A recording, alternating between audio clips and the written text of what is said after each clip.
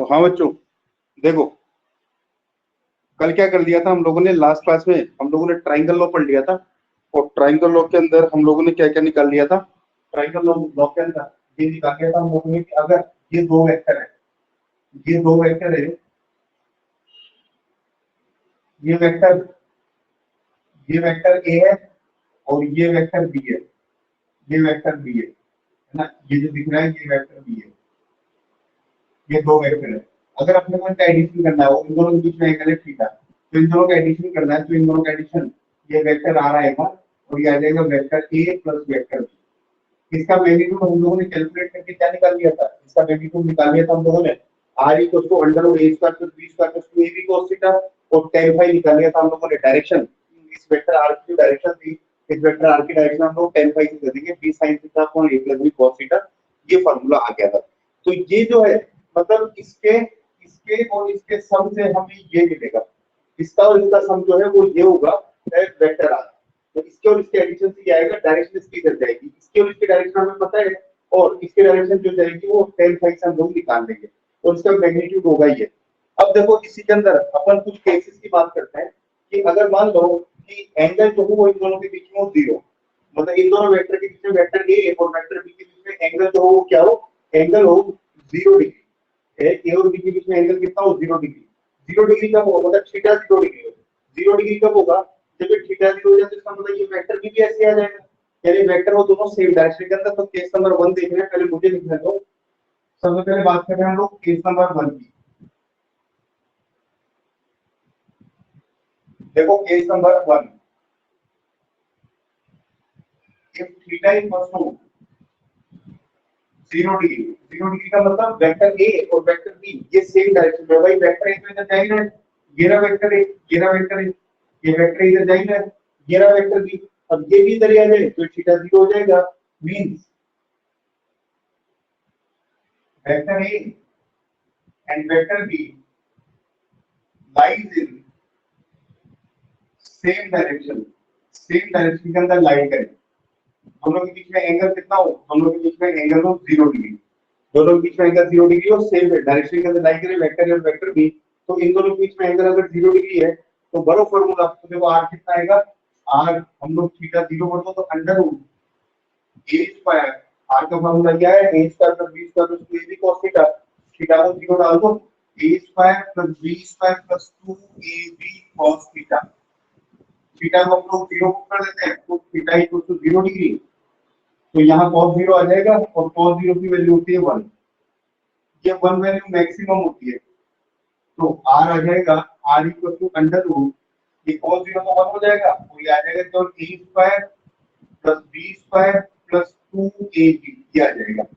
और ये आ गया तो इसको लिख सकते हैं हम लोग, ये a plus b whole square है, a square plus b square plus 2ab इसको क्या लिख सकते हैं हम लोग, a प्लस b इसका होल स्क्वायर, और होल स्क्वायर इस अंडर रूट को काट देगा तो ये कितना आ जाएगा, ये आ जाएगा a प्लस b, यानी r कितना आ जाएगा, r आ जाएगा a प्लस b, यानी जो रिजल्टेंट वेक्टर का मैग्नीट्यूड होगा वो दोनों के मैग्नीट्यूड का क्या होगा, सेम होगा। मतलब कहने का ये है कि दोनों का मैग्नीट्यूड आप ऐड कर दो वही रिजल्टेंट वेक्टर का मैग्नीट्यूड होगा। भाई सिंपल सी बात ये है कि जैसे मान लो मैं ये खड़ा हूँ, मैं ये खड़ा हूँ, ये मैं हूँ, अब मेरे दोनों हाथ ऐसे हैं, ये मेरे दोनों हाथ ऐसे हैं, किसी ने इधर इस हाथ को खींचा इधर 3 न्यूटन से, इस हाथ को भी किसी ने इधर ही खींचा 5 न्यूटन से, तो मेरे ऊपर नेट फोर्स कितना लगेगा, दोनों के एडिशन के इक्वल। ये F1 लगाया था और ये F2 लगाया था, तो F नेट कितना लगेगा, F नेट किसी डायरेक्शन के अंदर आ जाएगा तो वो आ जाएगा F1 प्लस F2। जैसे ये a प्लस b आया, ये पहला वेक्टर, ये दूसरा वेक्टर, और ये F नेट जो है यार ये कितना आ जाएगा, ये आ जाएगा 3 + 5 = 8 यानी अगर सेम डायरेक्शन में हो वेक्टर तो वो हमेशा क्या हो जाते हैं, ऐड हो जाते हैं। सेम डायरेक्शन वाले वेक्टर हमेशा ऐड हो जाएंगे, r = a + b। अच्छा अगर tan फाई निकालें हम लोग तो tan फाई देखो कितना आ जाएगा, मतलब इसका डायरेक्शन किधर आएगा,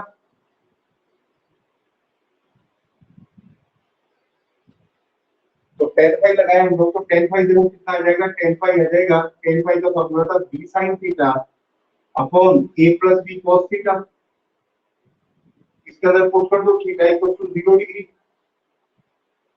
तो sin 0 कितना होता है, sin 0 होता है 0 और cos 0 कितना होता है, cos 0 होता है 1। तो यहाँ रख दिया आपने, तो ये आ गया b sin 0 upon a plus B cos 0।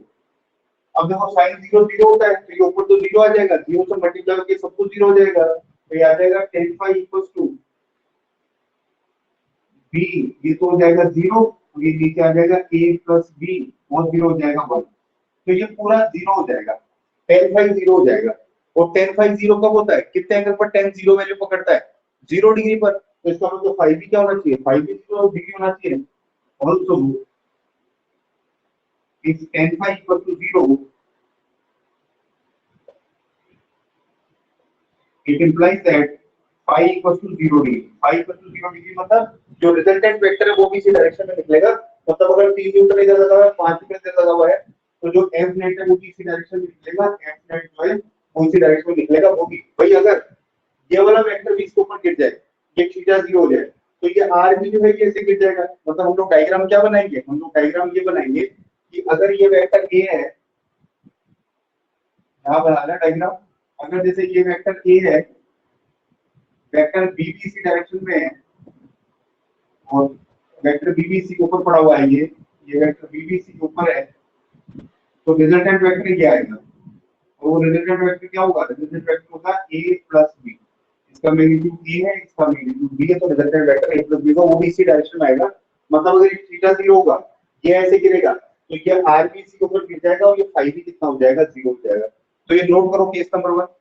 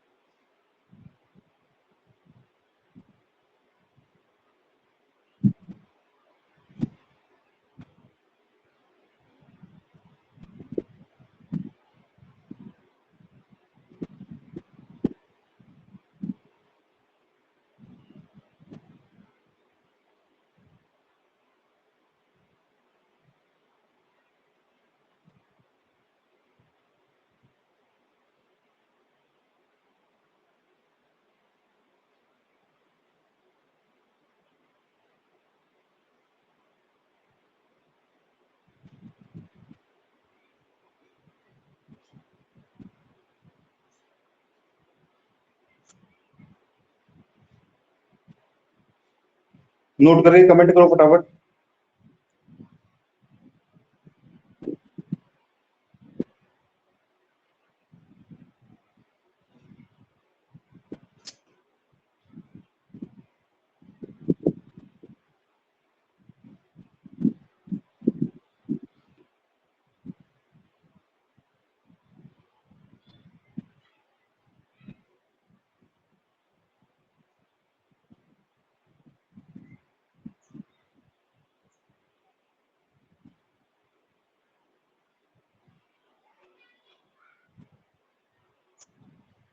हो गया बच्चों, जल्दी करो, एक बच्चे का कमेंट आया अभी तक केवल।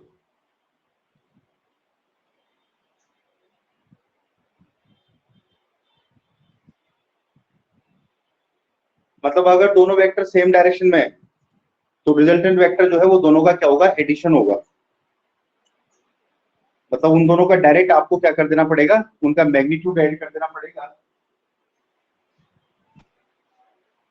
तो r equal to a plus b आ जाएगा, तो वो उसका डायरेक्शन भी किधर होगा, 0 डिग्री पे होगा, जिधर वो दोनों वेक्टर चल रहे हैं उधर ही r वेक्टर भी चलेगा, मतलब इसके ऊपर ही आएगा। ये दोनों का रिजल्टेंट जो है वो दोनों के मैग्नीट्यूड का सम होगा। जैसे इस आदमी के ऊपर 3 न्यूटन इधर लगा, 5 न्यूटन भी इधर लगा, इसके दोनों हाथ इधर खींच रहे हैं, ये मेरे दोनों हाथ पकड़े को इधर खींच रहा है, इसको 5 न्यूटन से इधर खींच रहा है 3 न्यूटन से, तो मैं 8 न्यूटन से इधर जाऊंगा।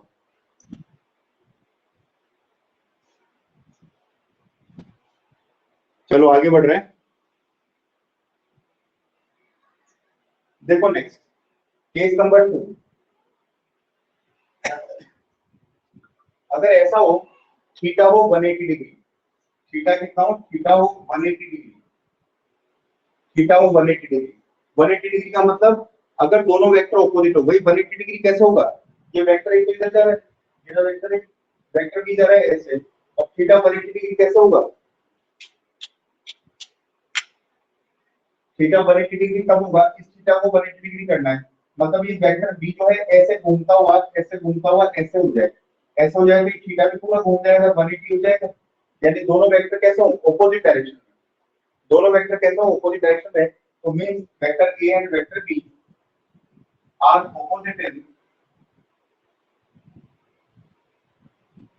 डायरेक्शन, दोनों डायरेक्शन क्या हो, दोनों की डायरेक्शन ऑपोजिट हो, मतलब एक वेक्टर हो ऐसे, एक वेक्टर हो ऐसे, ये वेक्टर ए है जैसे यहां से लेके यहाँ तक, या नीचे बना लेंगे डायग्राम बाद में। तो इस कंडीशन के अंदर क्या होगा, इस कंडीशन के अंदर अपन को आर के फार्मूले में 180 डिग्री रखना पड़ेगा, और cos 180 डिग्री की वैल्यू होती है -1, cos 180 डिग्री की वैल्यू होती है -1, याद रखना आपको, cos 180 डिग्री की वैल्यू होती है -1। तो यहाँ पर -1 रखोगे, यहाँ पे -1 रखोगे तो ये माइनस आगे आ जाएगा, यहाँ पे जब -1 रखोगे तो ये माइनस आगे आ जाएगा, -2 भी माइनस आगे आ जाएगा इसका, और माइनस आगे आ जाएगा तो ये a square plus b square minus 2ab ये a माइनस b का होल स्क्वायर बन जाएगा, और a माइनस b का होल स्क्वायर बन जाएगा, होल स्क्वायर से अंडर रूट से बाहर आ जाएगा, तो ये आ जाएगा a माइनस b, और ये रिजल्टेंट कितना आ जाएगा, रिजल्टेंट आ जाएगा a माइनस b। इसका मतलब क्या है, इसका मतलब ये है कि एक वेक्टर में से दूसरा वेक्टर माइनस हो जाएगा, हमने ये माना है कि a वेक्टर बड़ा है, यानी बड़े वेक्टर में से छोटा वेक्टर माइनस हो जाएगा, ये b माइनस a भी लिख सकते हैं इसको, ये b माइनस a का होल स्क्वायर भी होगा, a माइनस b का होल स्क्वायर और b माइनस a का होल स्क्वायर सेम होगा तो ये b माइनस a भी आ सकता है, मतलब बड़े वेक्टर में से छोटे वेक्टर को माइनस कर देना। कहने का मतलब ये है कि जैसे सपोज करो ये आदमी है, अब इसके ऊपर ये एक आदमी है और इसके ये दो हाथ है, अब इस हाथ के ऊपर फोर्स लग रहा है, इस हाथ के ऊपर फोर्स लग रहा है 5 न्यूटन, और इस आदमी पे दूसरा फोर्स लग रहा है 3 न्यूटन, मान लेते हैं दूसरा हाथ ये है और इसके ऊपर इधर फोर्स लग रहा है, तो इधर फोर्स लग रहा है कितना, ये इधर फोर्स लग रहा है F2 = 3 न्यूटन। तो अब ये किधर जाएगा, ये इसके ऊपर F नेट, इसके ऊपर F नेट किधर लगेगा, भाई जैसे मान लो मैं ऐसे हाथ खोल के खड़ा हूं, कोई मुझे इधर खींच रहा है 5 न्यूटन से, इधर खींच रहा है 3 न्यूटन, तो मैं किधर जाऊंगा, मैं जाऊंगा इधर। कर रहे हैं हम लोग वेक्टर का एडिशन और हो रहा है सबट्रैक्शन, यानी इस F2 में से ये F1 माइनस हो जाएगा, तो नेट फोर्स किधर लगेगा, नेट फोर्स लगेगा इधर, इधर इस बड़े वेक्टर की तरफ ऐसे लग जाएगा, और ये नेट फोर्स कितना लगेगा, नेट फोर्स लगेगा 5 - 3 = 2 न्यूटन, यानी अब की बार F1 - F2 ये आ जाएगा, इसको F1 बोल देते हैं अपन, तो F2 बोल देते हैं, तो F1 - F2 तो ये आ जाएगा 5 - 3, और ये आ जाएगा 2 न्यूटन, यानी कर रहे थे एडिशन, हो गया है सबट्रैक्शन। देखो एंगल का इतना बड़ा रोल है, मतलब ऑपोजिट वेक्टर हमेशा क्या होंगे, घटेंगे, ऑपोजिट वेक्टर हमेशा क्या होंगे, घटेंगे।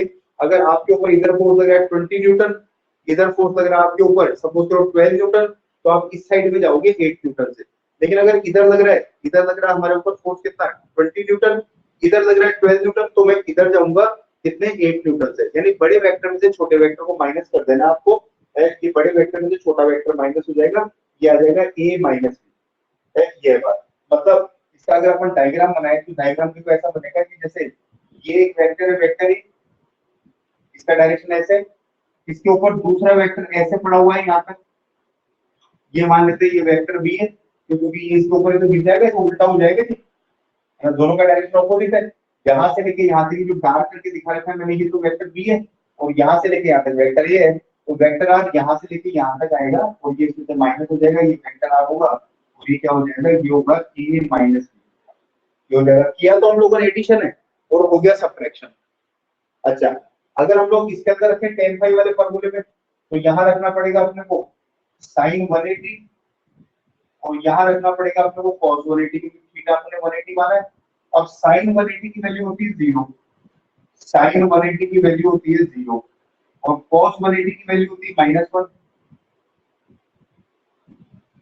तो sin 180 की वैल्यू यहाँ 0 रखोगे तो ये तो 0, और ये -1, लेकिन ओवरऑल ये 0 आ जाएगा, और ओवरऑल 0 आ गया तो tan फाई 0 होगा, तो फाई भी कितना हो जाएगा, 0 डिग्री, बड़े वेक्टर की तरफ निकल जाएगा। देखो यहाँ पर फाई 0 डिग्री है, बड़े वेक्टर की तरफ ही निकल गया, तो जो आपका नेट वेक्टर है वो बड़े वेक्टर की तरफ निकल जाएगा। तो ये केस जब दोनों ऑपोजिट वेक्टर हो तो दोनों वेक्टर क्या हो जाते हैं, माइनस हो जाते हैं, सेम डायरेक्शन वाले वेक्टर ऐड हो जाते हैं, ऑपोजिट डायरेक्शन वाले वेक्टर जो है वो सबट्रैक्ट हो जाते हैं। तो नोट करो उसको।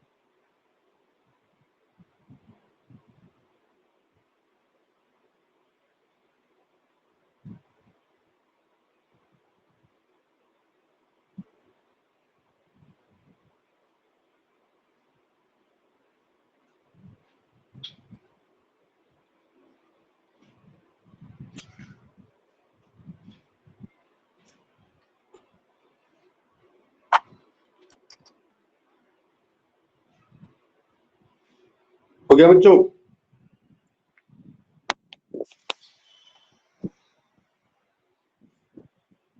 यानी ऑपोजिट डायरेक्शन के वेक्टर हमेशा क्या हो जाएंगे? सब्ट्रैक्ट हो जाएंगे।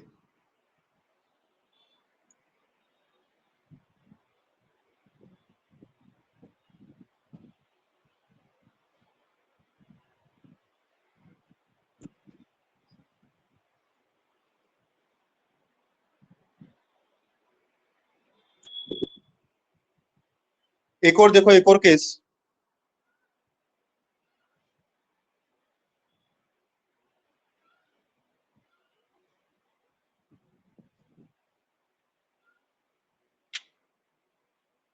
एक और केस देखो, अगर मान लो दोनों वेक्टर के बीच में एंगल हो 90 डिग्री। केस नंबर थर्ड, अगर दोनों वेक्टर के बीच में एंगल हो 90 डिग्री, कैसे हम मतलब परपेंडिकुलर हो, means vector A and vector B are perpendicular to each other.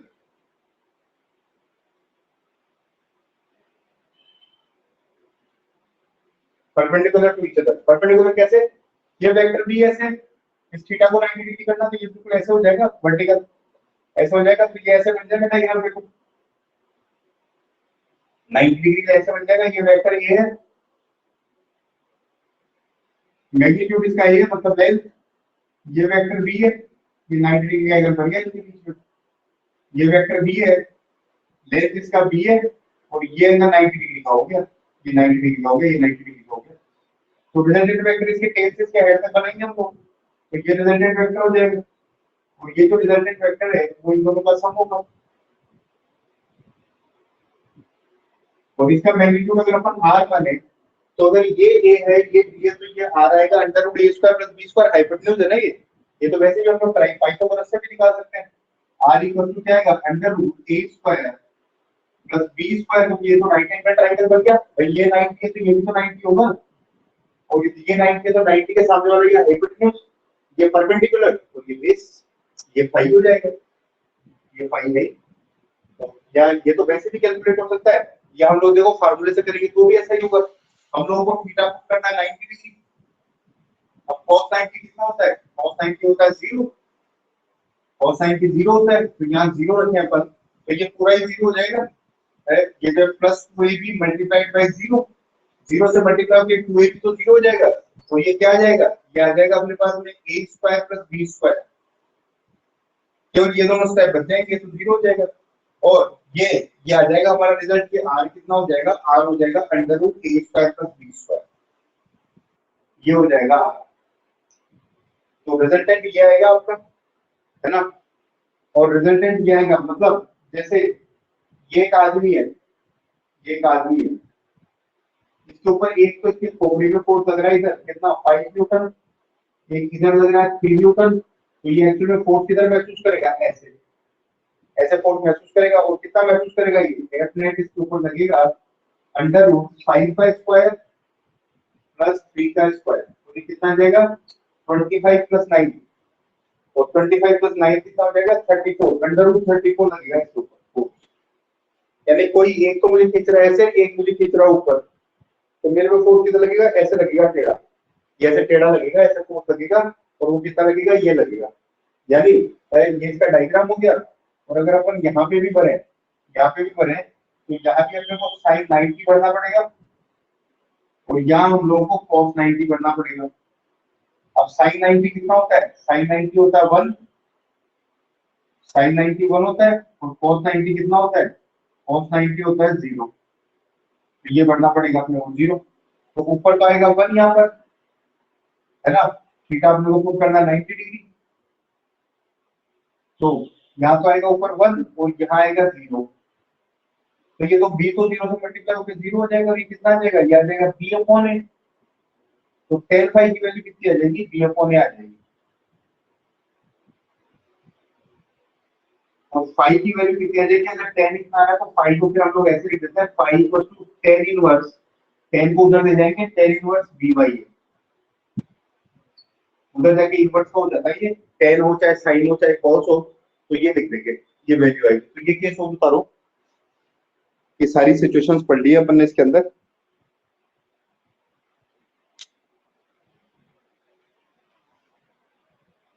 ये नोट करके कमेंट करो मुझे फटाफट।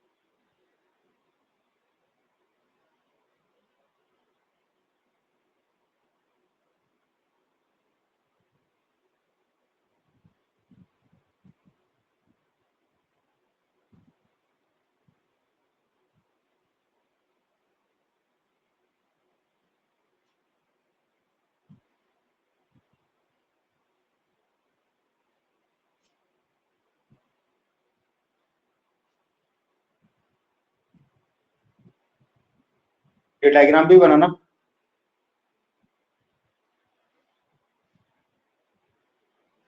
तो रिजल्टेंट वेक्टर का मैग्नीट्यूड तो हो जाएगा इसका, और रिजल्टेंट वेक्टर इस एंगल पर निकल जाएगा बी बाई एंगल पर, फाई की value tan inverse B by हो जाएगी।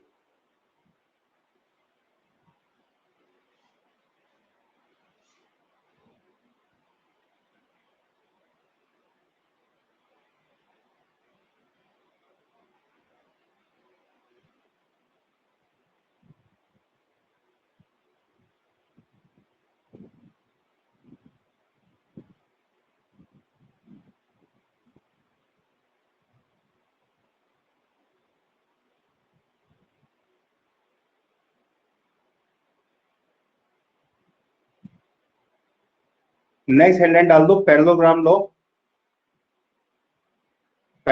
Law of vector addition. Parallelogram law of vector addition, ये हेडलाइन डाल के जिसका नोट हो जाए वो चाहे तो एग्जिट कर सकता है। आज की क्लास इतनी, लाइट गई हुई थी, इंटरनेट नहीं आ रहा था, इसलिए छोटी क्लास ले पाया। कल पैरेललोग्राम लॉ कंप्लीट कर लेंगे, वो भी वेक्टर जैसा ही है, वो भी ट्राइंगल लॉ जैसा ही है। तो जिसका हो गया वो चाहे तो एग्जिट कर सकता है, कोई प्रॉब्लम नहीं है। सभी का हो जाएगा, मैं तब एग्जिट करूंगा।